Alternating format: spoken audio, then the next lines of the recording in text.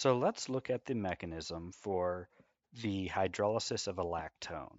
A lactone is just a cyclic ester, so this mechanism works for regular esters as well. The only difference is in this scenario, when we hydrolyze our ester, we are going to have one product as opposed to when you hydrolyze a acyclic ester, you'll get your carboxylic acid and your alcohol as separate pieces. But because they're linked together here, we would get just one product in the end.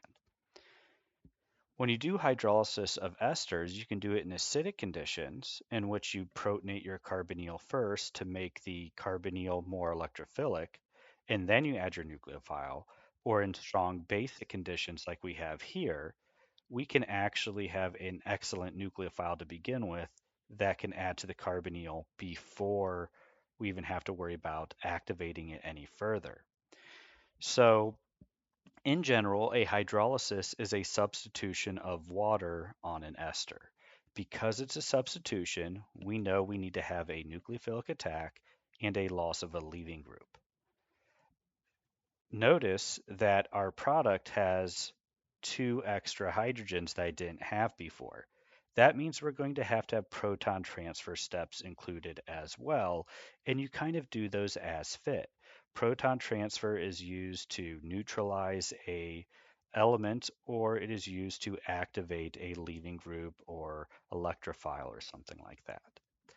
So the first step is going to be our nucleophilic attack. Because we have a strong nucleophile in basic conditions here, we can add our nucleophile. And what's going to happen is I have to make sure I leave room here. Our carbonyl oxygen is going to become negatively charged because it gained electrons. And the oxygen I just added is going to be neutral now because it used up electrons to form a bond, so it goes from negative to neutral. The next step, so that was a nucleophilic attack. The next step is going to be our loss of a leaving group. We reform our double bond, and we're going to kick out our oxygen. Now it's a leaving group, but the thing is it's still going to be attached because we had a cyclic structure. So I reform my double bond. There's my oxygen. It has a negative charge. I need to put a hydrogen onto that oxygen, as we see in our product. So I need to protonate that. We have water in solution, and water is usually good for protonating and deprotonating things, and because it can act as an acid or a base. In this case, it's going to be used to protonate our oxygen. So via proton transfer, the other one was loss of a leaving group, I'm going to get this, which you might say, oh, that's our product, we're done. But it's not, because we are in basic conditions.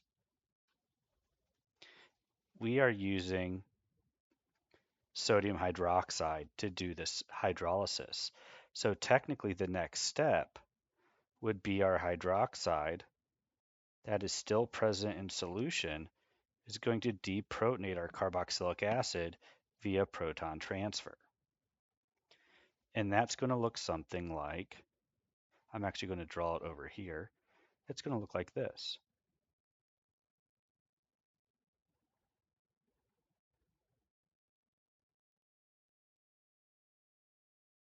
So this is technically what we have in solution after step one. The reason why we add HCl is we need to do the proton transfer to put that hydrogen back on the carboxylic acid to get to a neutral compound.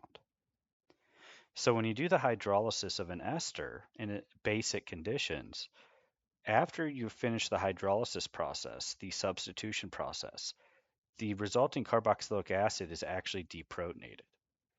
And then in order to get back to your neutral species, you need to add an acid afterwards. In this case, we added HCl, but there's other acids you could have used. So again, we had several different steps. The mandatory steps were nucleophilic attack and loss of a leaving group because we did a substitution. Hydrolysis is a substitution. But some additional steps that were also required were these proton transfer steps, and those were used to either neutralize a charge, or sometimes you'll see that those proton transfer steps are used to make a better leaving group or activate an electrophile. Um, Following all of the arrows, again, keep in mind all these arrow pushing mechanism arrows. I'm always starting on electrons and showing where those electrons are going. They're either forming a bond or breaking a bond, being placed on an atom, being placed on an adjacent bond to form a pi bond. Make sure you always start your arrows on electrons and point to where those electrons are going. Again, more videos will follow. I'll have several examples of different mechanisms. If you have any suggestions, feel free to reach out and send me a message saying, hey, I would like to see this type of mechanism, and I'll see if I can include those as well.